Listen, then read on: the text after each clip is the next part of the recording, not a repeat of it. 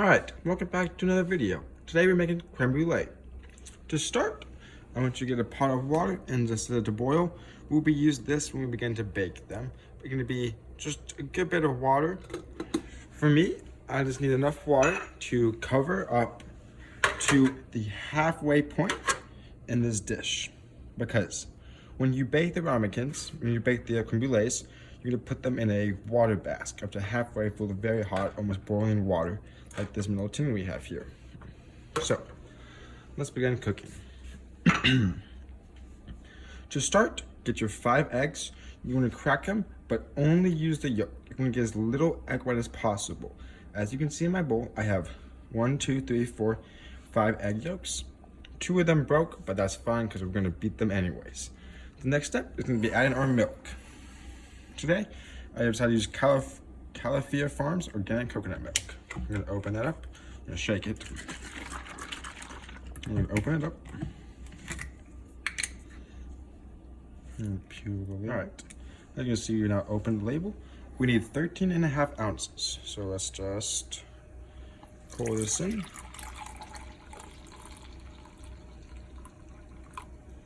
Right about. We need a little bit more.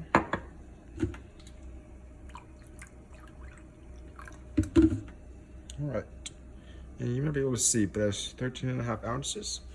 I'm going to pour that in. I might have been just a little short, so we're going to add a little dollop. Alright, now we have 2 of the 4 ingredients. We have our eggs and our milk. Next up, we need a 1/4 cup of sugar. You just go ahead in there. I want mine to be a little sweet since I'm using unsweetened coconut milk. I'm just going to add a little bit extra. The last ingredient will give it the nice little kick and hint of perfection that we need with 2 teaspoons of vanilla extract. 1, 2. Let's set that to the side. And lastly, just whisk it all together. We're going to take our whisk and just beat it up.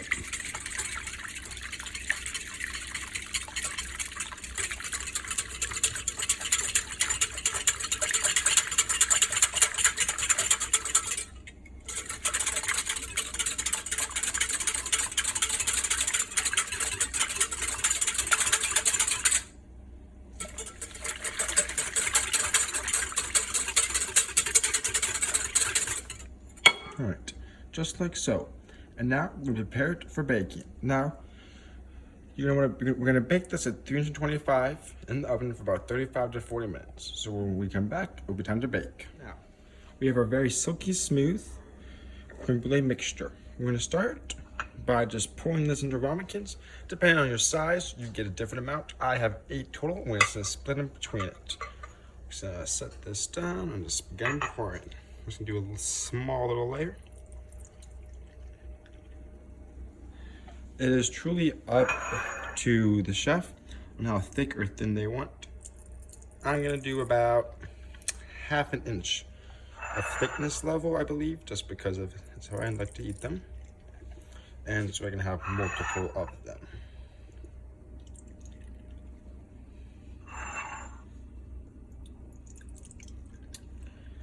If you're using these ramekins, which I have, and they're a roughly 3 to 4 inch diameter, this should create almost, let's see, we're going to get 6 ramekins out of it. Let's see, I'm going to go for 7 and maybe even 8. I'm just going to leave this little froth for a different recipe.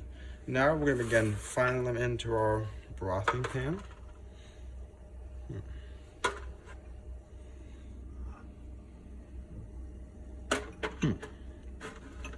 Now we can only do 6 at a time, so we will come back and bake the 2 later. But to start, we're going to add our water first, just because I don't want to actually get any water in it.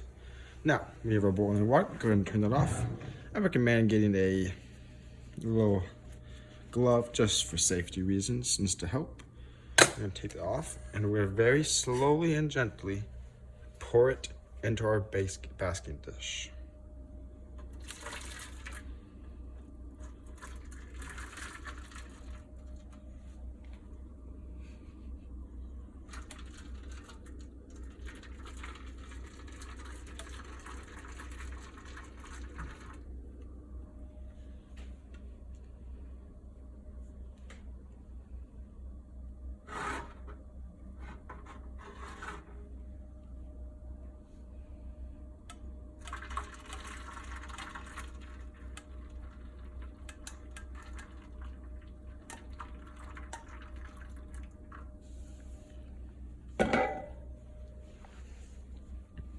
All right, now let's finish adding the rest of our ramekins.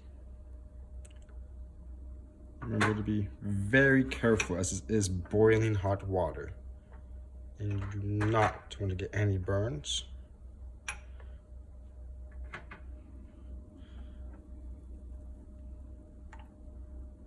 All right, now we're gonna put this in. Now, since it is boiling water and we're using metal, please put on oven mitts when you're going to put this in the oven. Otherwise, you could get a slight burn. We're gonna bake this for 325 degrees for about 40 to 45 minutes. I'm gonna guess 40 minutes, as they are very thin and shallow compared to most ramekins.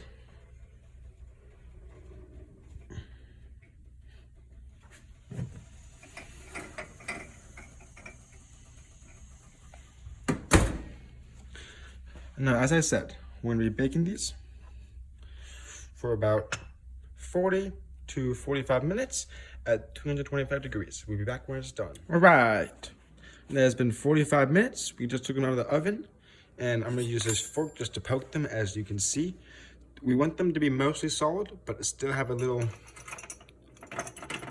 jiggle. I'm not hard to see, but as you can kind of see, it should have a little jiggle. Now, very carefully, we're gonna take them. I'm gonna take them out of that hot water. I'm gonna try our hardest not to.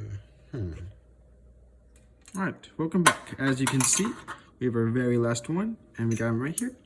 We'll let these sit for about 40-45 minutes. When we come back, we're gonna throw them in the fridge. I recommend overnight, but if you're in a hurry, they can just sit for 3 to 4 hours. But I do recommend letting them sit overnight, or up to a day. We'll be back when they're ready to go in the fridge. They have been cooled for 45 minutes. We're gonna put them in the fridge.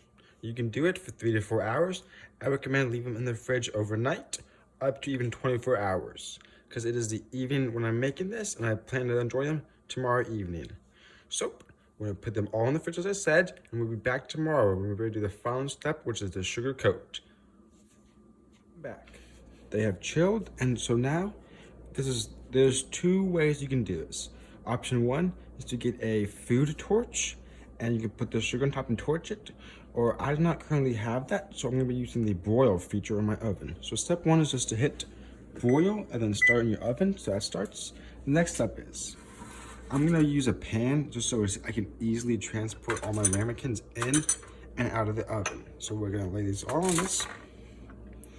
And in my opinion, this is the best part. It is the nice, crunchy, little burnt, sugary top. I'm just gonna get a little spoon, and I'm just gonna kind of sprinkle it all on top.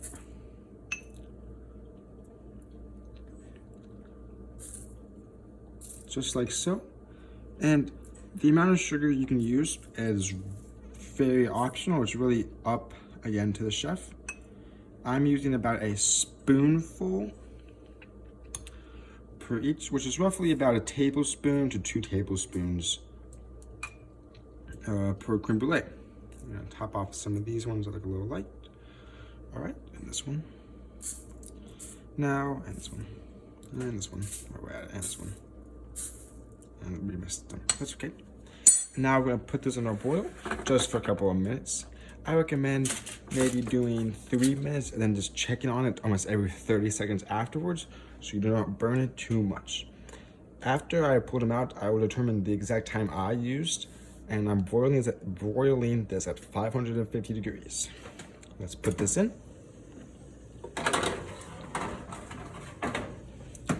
And we'll be back when it's done. All right, I just pulled these out of the oven. As you can see, they're still very hot. So these went for a lot longer than I expected. It took roughly 20 minutes to receive the overall goal I was looking for. And I do recommend chilling these or letting them sit out, at least until they start bubbling before you go on to eat. Maybe even chill them for just an hour in the fridge. Once the bubbles start, could leave you with a perfect crunchy, sugary crust and a delicious, smooth, silky inner layer. We'll come back when it's time for taste testing. Let's get it. All right. Alright, welcome back to the tasting. I've left these chilled for about 20 minutes in the fridge, and let's see how it is. First off, as you can kind of hear, It's a nice crunchy sound thanks to the sugar. I like the way that sounds. And we'll do a little taste test.